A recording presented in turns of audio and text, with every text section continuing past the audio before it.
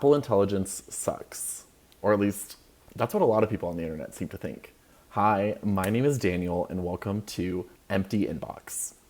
This is a brand new series that I'm starting right here on YouTube. It's kind of like podcast or commentary-like content. It's literally just me sitting down, talking to the camera about pretty much whatever on earth I want to talk about. I feel like I have a lot of thoughts. I feel like my brain sometimes kind of feels like an email inbox that's just piled up of just random thoughts that I feel like I really want to share. And I feel like in my life, I've definitely kind of like passed on these thoughts and feelings to, many people in my life. And I kind of was like, hey, this is the perfect type of content to put on the internet. So as I, slowly start to film and post more and more of these episodes, eventually I'll get to the point where my brain feels like an empty inbox. So hence the name there. I think this is going to be a really fun way for me to kind of talk about really just anything that's on my mind. I feel like I have lots of thoughts and opinions. They're probably typically going to be around anything, a little bit more pop culture, maybe a little bit technology, anything kind of that can fall once again into that lifestyle category that I feel like I build a lot of my content around. That's definitely going to be really what this is about. It's going to be about just fun stuff, nothing serious. I do not expect myself to ever talk about anything serious or any kind of like heavy subject matter. At least I don't think. I mean, I'm never going to say never, but I just don't foresee that happening. But you never know. I never thought I was going to talk about some of the things that I talk about on my Instagram. So you grow as a person. I feel like I've grown as a content creator, and you never know what types of things you're going to end up putting on the internet. One thing I tend to never really post on the internet are any like real opinions on anything. I feel like that's always been a little bit scary. You never know how the internet's going to react to that.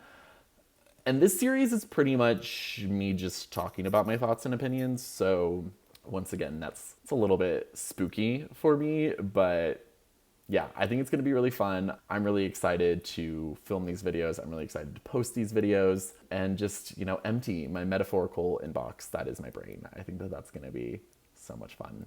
So on to the topic at hand, Apple Intelligence. So before I kind of like get into my main kind of like point of this video, which is why the Apple Intelligence scandal doesn't matter. I feel like we first need to kind of talk about what Apple Intelligence really is. And also, I'm just going to say like full disclosure, like I am very much just an Apple fanboy. Like I have the Apple Watch. You saw my iPad. I'm literally filming this on my MacBook, and my iPhone is the camera. So here, I'll show you the setup. I'll film a little clip. Hey, but yeah, you can see I have my iPhone right here, filming on my Mac.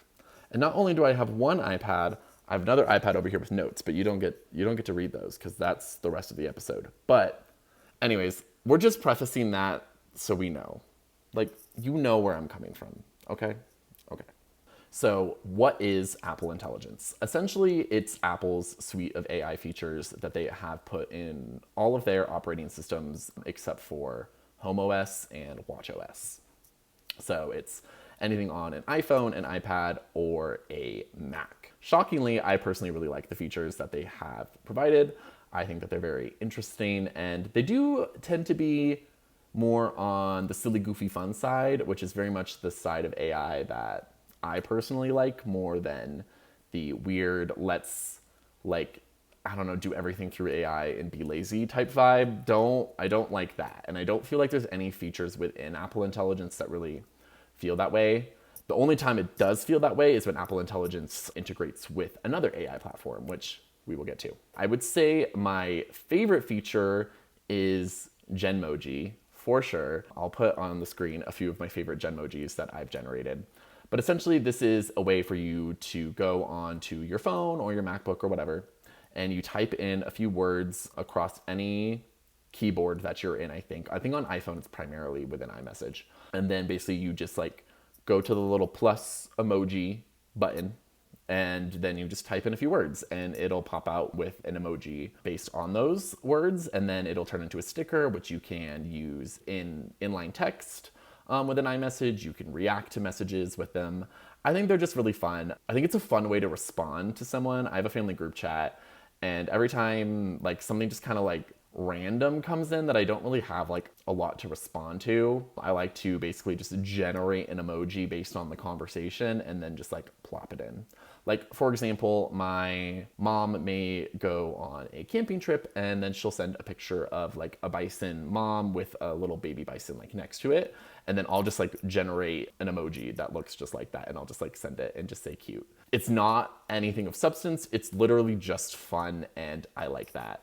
And the other thing that I really feel like is an important thing to talk about, as you know, a Gen Z, is basically the guilt that I feel a lot with AI. I feel like AI is very much one of those things that is, of course, very harmful for the environment. It uses a crap ton of water. I believe every request to ChatGPT, I mean, I don't know. I'll like Google it and I'll put in the amount of like ounces of water one search on Chat or like one request on ChatGPT uses. And I really do feel a lot of guilt with that because it's like I've never once asked ChatGPT anything of substance ever.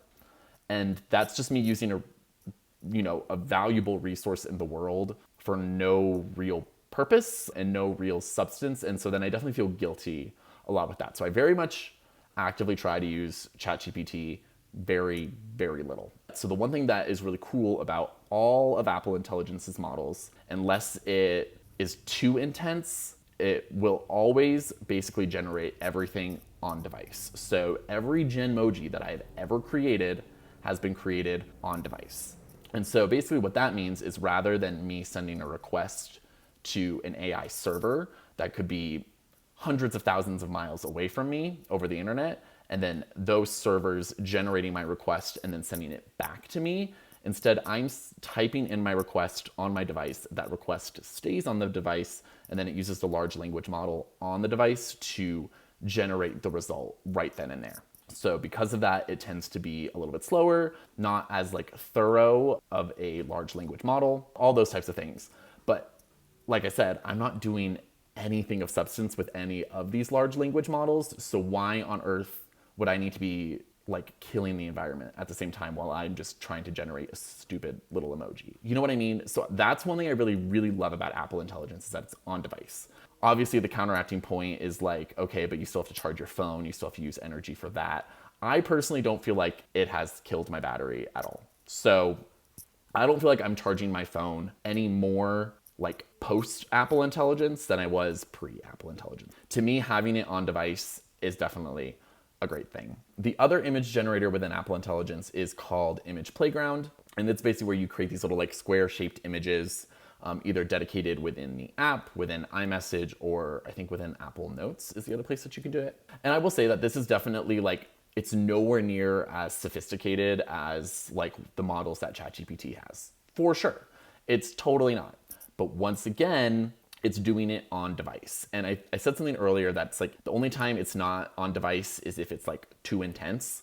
And at that point, it does go to Apple's external servers, which is against everything, literally like what I just said. It's called private cloud compute. You can run reports on your device within settings, and it'll basically like run a report of every single Apple Intelligence request that you have given.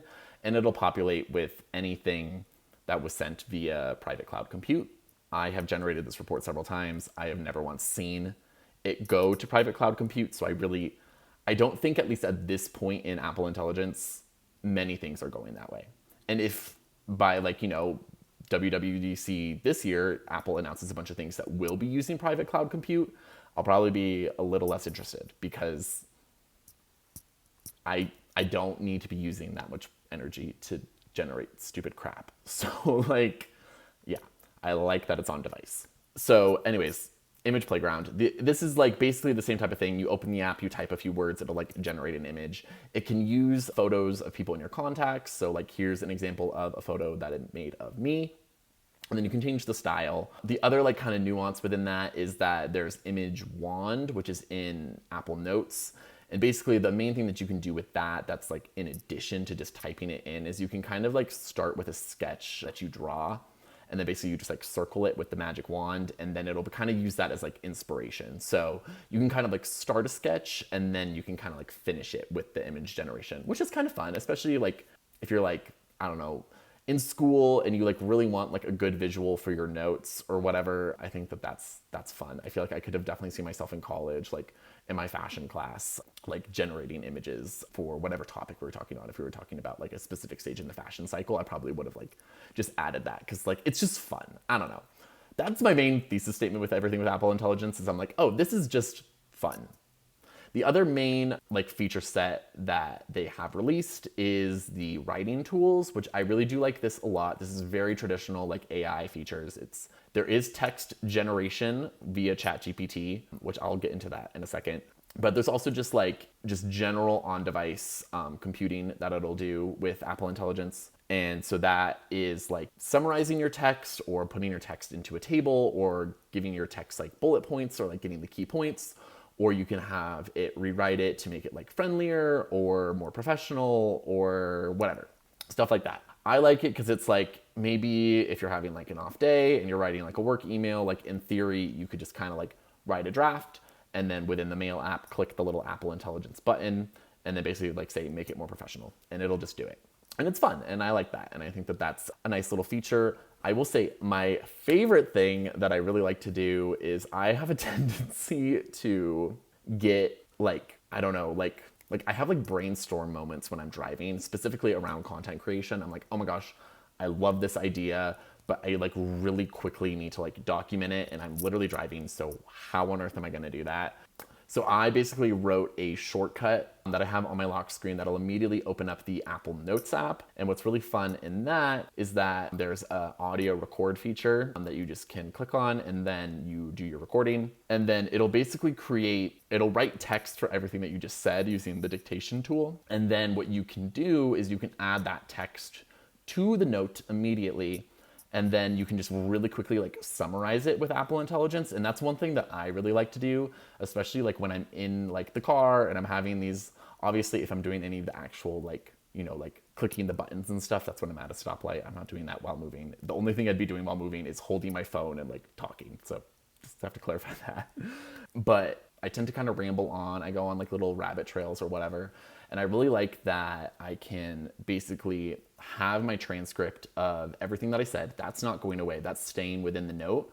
But I also can have just a really nice like 3-sentence summary of everything that I said. So that way I don't forget the idea that I had. And I think that that is super, super helpful. And I really, really love that. And I would honestly say that's probably like my second favorite Apple Intelligence feature is the summaries. The summaries feature, so you can do that with writing tools like we talked about. There's also summaries within your email inbox. It'll kind of like summarize the text so you don't necessarily have to click into the email to know what the email is about. It'll summarize notifications. Say you get like 4 texts from one person. It'll summarize those into like 2 lines so you can kind of see like the gist of all the text messages. And then in Safari, you can go to any article and then open up the reader. And then once you open up the reader, there'll be like either, I think on Mac, it already like just will show the summary, or you can on your phone, you can just like click summarize and it'll do that.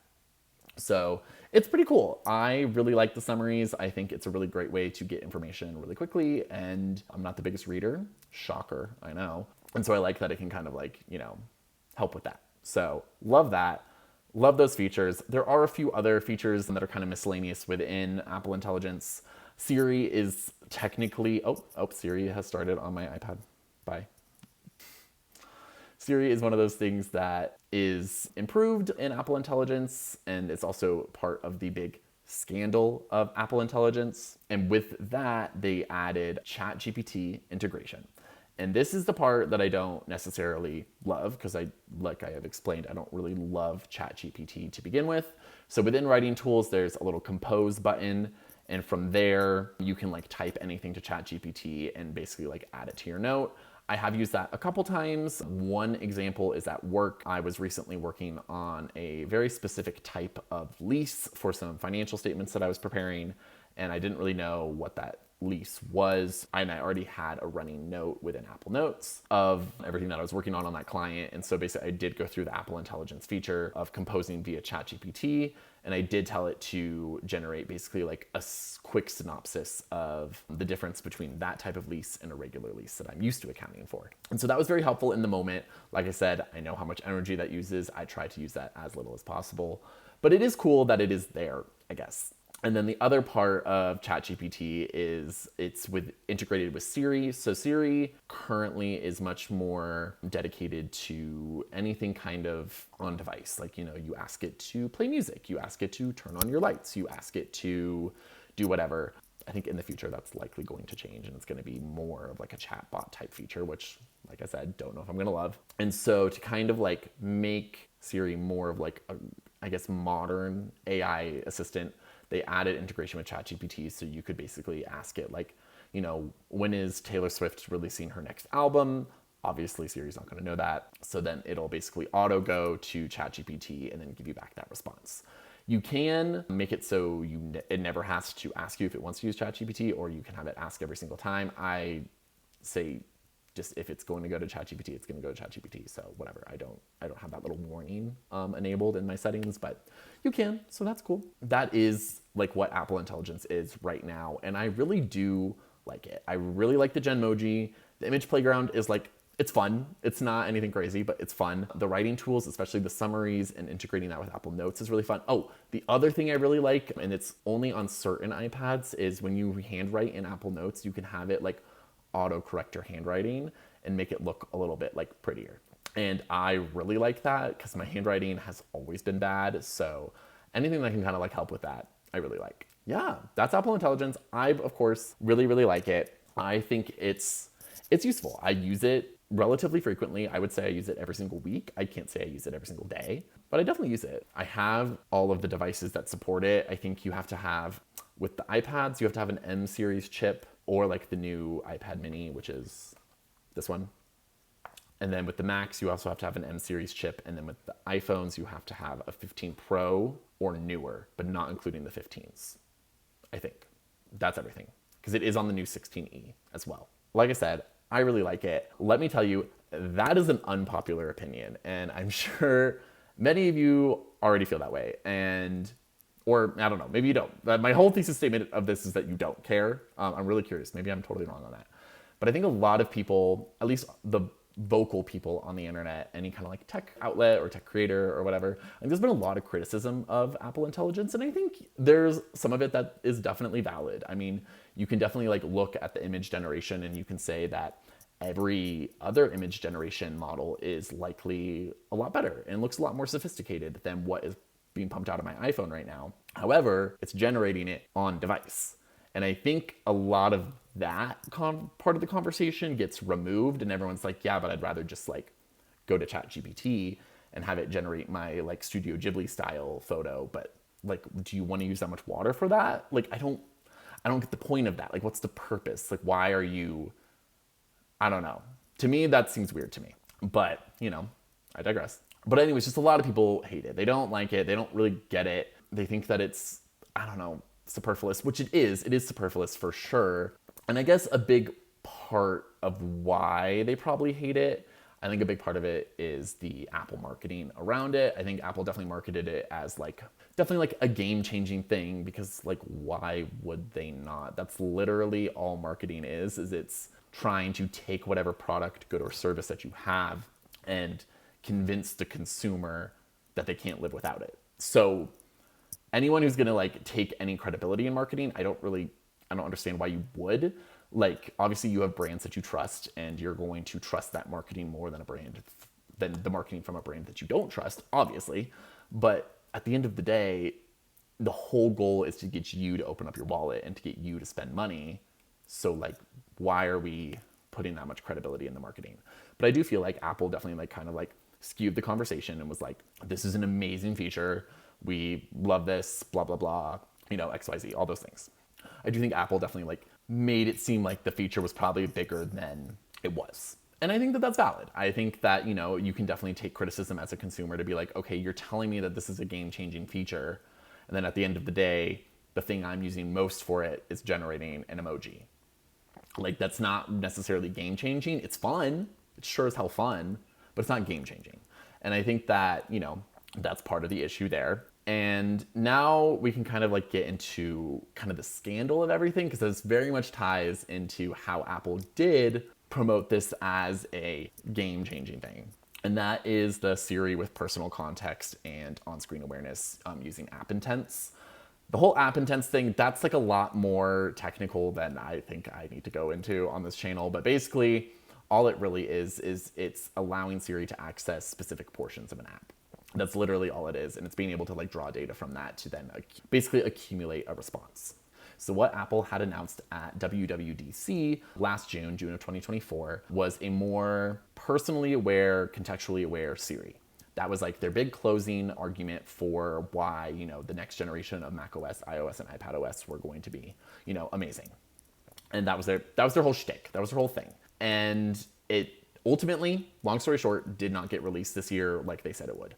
I mean, there's still potential that it could come out in this calendar year, but at least it did not come out in this software release year, which generally goes from June to June.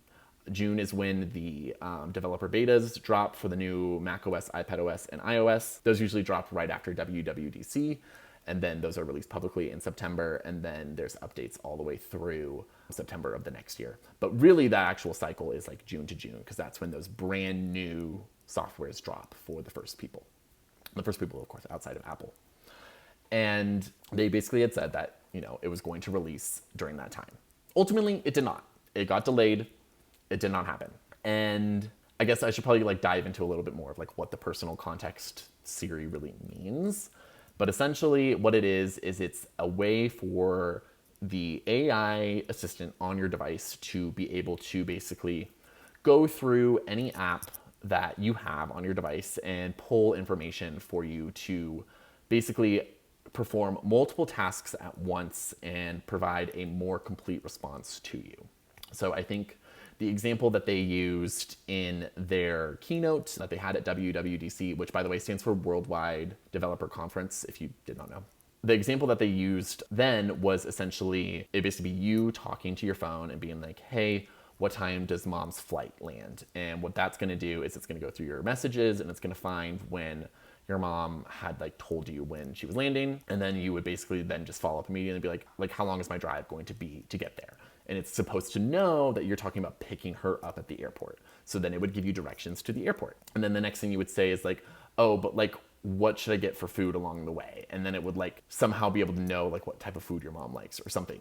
Like that's kind of like the general gist. And I know that's not the exact example that they gave at the keynote, but it's pretty similar. So in theory, you could just like ask it anything and it'll basically like provide a pretty thorough response using your information and your data to give you like the most complete response possible. And I think that sounds really cool. And it's something that is supposedly still coming. I believe it. My best guess on this is that it'll probably come out spring of next year. So I'm thinking like March, April 2026. That's kind of what I'm thinking. The other thing with that is that it's supposed to have on-screen awareness. So essentially you could like be looking at a picture of something and then you would like ask Siri, like, what am I looking at? And it would basically just immediately look at your screen and be able to be like, oh, you're looking at a picture of a dog or a picture of whatever. So that's cool too. And I do think that that's gonna come. Apple has just delayed it. It said that it's coming within the year. I think that that means within the next 12 months. I don't think that means within 2025, but you know, you never know. Essentially, what a lot of people on the internet I have heard have said is that this is just the biggest scandal ever and Apple is absolutely failing and all of this like, I don't know, stupid made up drama. Obviously, it's all very clickbaity. I know that that's how the internet works. I know how I started this video. Like, I know how to like, you know, get people's attention online. And I know that that's what a lot of people were doing. But to me, it just doesn't make a lot of sense, I guess, because essentially they're saying that Apple Intelligence isn't real or Apple Intelligence is a flop. And it's all because this one feature, this one little portion of it got delayed a year. And to be honest, it sounds like a pretty complex feature. It sounds like a pretty, what's the word? A feature that has a lot of variables that go into it. And so like, I wouldn't expect it to be like perfect from the start or to be able to really like I guess of all features that would be delayed, this is the one I'm least surprised about just because it does seem like the most complex and the most complicated. And so, you know, I understand that. Obviously, if Apple had a better understanding, they probably would not have said that it was going to come out during this release cycle. They probably just, you know, wouldn't have announced it maybe even at all. Obviously, something happened. Like behind the scenes, something happened and they had to delay it. And I guess who cares? I don't know. This is the whole thing that I get at is it's like they're saying that this is like a horrible Apple like blunder. Like they're just, totally flopping, failing, whatever. Who out there bought an iPhone 16 or a new MacBook or a new iPad or whatever specifically for a more contextually aware, a more personalized Siri? Like literally who did that? I don't think anyone did. Like that just seems crazy to me. One, you'd have to be like, just obviously I'm sure there's some people, but like they're like the very like plugged in like techie people, which I feel like, at least with Apple, I feel like I kind of like fall into that category. So, I'll put myself in that. I did not buy a single device because like it had Apple Intelligence. I have an iPhone 16 Pro right now, but I also had an iPhone 15 Pro. So that could run Apple Intelligence. So I didn't buy the new phone because it had Apple Intelligence. I bought the new phone because I just wanted the new phone. But yeah, like I don't know. I don't feel like anyone cares. Like the general consumer base does not care. And I also feel like the general consumer base that like has a very like basic understanding of AI would be very happy with the suite of features within Apple Intelligence that Apple has already released. Like, being able to ask ChatGPT through Siri or through composing anywhere with writing tools. I'm sure a lot of people love that. And that's great. And that's awesome. And I think the Genmoji is a really fun feature. I think that that's really cool. I really like the summarize feature. Being able to summarize my emails and my text notifications, I think is so, so nice. Like, I think it's very helpful. And I think that those are very helpful features for, the mass, like, consumer market. And I really, really think that the more personalized, more contextual Siri is also a really great feature. However, I do not think anyone is buying an Apple product based on that. Like, because it's not integral to the like system. It's not integral to your day-to-day experience. Like, obviously, I think it can make those day-to-day experiences significantly better, and I think it will, and I think that it'll be great. But like, it's not like the actual device. It's like there have been a few products that have come out that literally are just AI. Like the AI pin, I think there's like the humane pin. I want to say that that's what it's called. The whole device was literally just AI. And if Apple had released a product like that and it had like a broken Siri or something like that, to me, that is for sure a scandal. Like that's a bad product. This is like one portion of a feature set that they announced that got delayed a year. And people are saying that it's like falling apart, like the whole company, like they're crumbling. And of course, Apple's still making billions of dollars. Like it's not a thing. And I guess the main thing that really kind of like triggered this whole thought is this one article I saw that this one blogger, I'm forgetting his name. Well, I have the link right here. Let me see. Ben Evans, this blogger, he like wrote like, I guess essentially like an op-ed and said that Apple is like currently having its like Windows Vista moment, which to me is just crazy. I don't get that. That seems so far-fetched to me. And if I'm being so honest, I don't know too much about the whole Vista drama of like the 2000s. I wasn't really using a computer then. Like I was mostly just playing Nintendogs on my Nintendo DS. Like I wasn't like, in Excel and whatever. Like I wasn't doing that. So I don't have a lot of experience with that, but I do know that that was a pretty like hated operating system. I know that Apple used a lot of marketing to kind of combat that operating system. And it was like, every headache that you have on a Mac would be significantly less than, the first headache you have with Vista. Like I feel like there was like some type of ad like that they ran in the 2000s. And I liked that competitive nature. It was very like Sega does what Nintendo don't, So we love that. I think that that's really fun. But to me, like delaying one portion of a feature set should not like equate to Apple like having its Windows Vista moment. Like that's just crazy to me. I don't get it. And if you read the article, which I will link below, because obviously I want to be fair, the other main points that he has is the cancellation of the Apple Car and then Vision Pro being released in like an unfinished format, which I personally don't understand the latter. I do think it was silly for Apple to spend a lot of money on a car, not to release one, but that's their money. Who cares? Like, if you want to spend it on R&D, spend it on R&D. I'm sure those, things that they learned will go into other products and other, areas. And then the other thing is the unfinished state of the Vision Pro.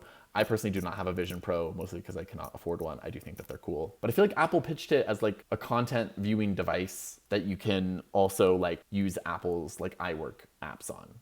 Like, you can use Pages, you can use Keynote, you can use Numbers, you can surf Safari, you can watch Disney Plus, and then also like you can connect your Mac to it to have like a virtual display. And I'm like, it does all those things. The main issue with it is that it's too heavy and then it like hurts after wearing it for a while. I think that that's very true. I think that that's absolutely a valid point. I don't think that that necessarily negates what the device does. At the end of the day, the device does everything that Apple said it would. To me, I don't see how that's like a Vista moment, because Vista was like, you know, this apparently very like hard to use broken operating system. That's clearly not what Vision Pro is. Vision Pro is a device that is like ill proportionately weighted. And so then you have too much weight in the front and it hurts and it weighs you down. That's not the same thing. Delaying one portion of a suite of features is not the same thing. And I guess that's just what really bothers me, is I feel like a lot of people wanted to create this narrative that Apple is just, you know, doing so poorly and Apple is just flopping and they're having all of these operational failures. And like, I don't understand. And obviously, clearly, I am a fanboy. Like, there's no doubt about that. 2 years, I feel like the Apple ecosystem has gotten better and better. Even this year, like being able to mirror your iPhone screen onto your Mac is awesome. I love, right now I'm using continuity camera, one of my favorite features. I love it. Sidecar to connect iPad as an external display, also awesome. Like, I don't know, I'm not experiencing many issues with anything. I cannot say that there's anything right now that makes me feel like Apple's having like a Vista moment. And I know that there's a lot of chat right now that like AI is the future and Apple is super behind on AI and all that kind of stuff. And while I do think that perhaps the large language models that Apple is using are not as sophisticated as the large language models, say, of like a ChatGPT, I think that that's very true. But at the end of the day, at least right now, does it matter? Is there a consumer out there right now who would normally buy an Apple product who is no longer going to buy that Apple product because the AI is behind? I don't think so. Obviously, there's plenty of people out there, Android users, Windows users, who are not going to buy an Apple product, and that very well could be dictated by the fact that, you know, the AI and Copilot on your new Surface laptop is probably going to be better than the AI and Apple Intelligence on your MacBook. I think that that is a very fair statement to say. I don't think that there's anything, you know, wrong with that. However, Copilot, and I guess I could be wrong. I'm not doing my research on this specific comment. So I don't know if this is true, so please correct me if I'm wrong in the comments, but I don't think Copilot does anything on device. So all Copilot on like a Surface laptop is doing is connecting to the internet to connect to the Copilot servers, which is cool, but I also think I can do that. I feel like my MacBook, within the last, if I have an Office 365 subscription, or if I just go to Copilot, the Copilot website, I don't see how that's like a pro, but you know, that's just me. But yeah, I don't know. I guess I just felt like, especially in like March and April of this year, there was a lot of chatter, whether it was on a podcast or in an article or in a YouTube video, about people saying like how Apple is doomed because Apple Intelligence is flopping and it's a failure. And it was this big scandal and everyone was like, oh no, the share price, like what's gonna happen? I don't know. Like, are we gonna have iPhones in the next 10 years? Like, I don't know. There's just a lot of weird chatter. And to me, it just felt like a whole lot of fuss for nothing. Because nothing in my mind says that this is a scandal. Like, it's a delay of one feature within one feature set across your platforms. That's it. Like, how is that a scandal? I don't get it. Obviously, there was some marketing that said that it should have come out by now. That's frustrating that it didn't. There was a commercial that used Apple Intelligence and was kind of like saying like, oh, this is something you'll get to use sooner rather than later. And that was not true. Apple has pulled that ad because something happened and we just don't know what happened. But they clearly had every intent to release the feature within this current software cycle. So to pull it doesn't seem like it's a valid reason for a scandal. So I don't know. That's just me. I like Apple Intelligence. I like my Genmoji. I think they're a fun time. But like I said, that's just me. But yeah, I don't know. It feels good getting that off of my chest. I've definitely had to stop for a while. But yeah, I think that that's pretty much everything. I want to say thank you so much for watching the very first episode of Empty Inbox. I certainly enjoyed it and I hope you did too. If you liked this video, please give it a thumbs up. Please let me know in the comments what you think about Apple Intelligence. If you have a device that can run Apple Intelligence, what is your favorite Apple Intelligence feature? I would love to know, what's your favorite Genmoji if you've generated anything? Let me know in the comments below. Also, please subscribe to this channel. It does help me out so much. And yeah, follow me on all of my other socials if you would like. TikTok and Instagram are the other ones. It's just danielxharwood, so the same username that I have here. Super easy to find. And yeah, I will see you in the next video. Okay, bye.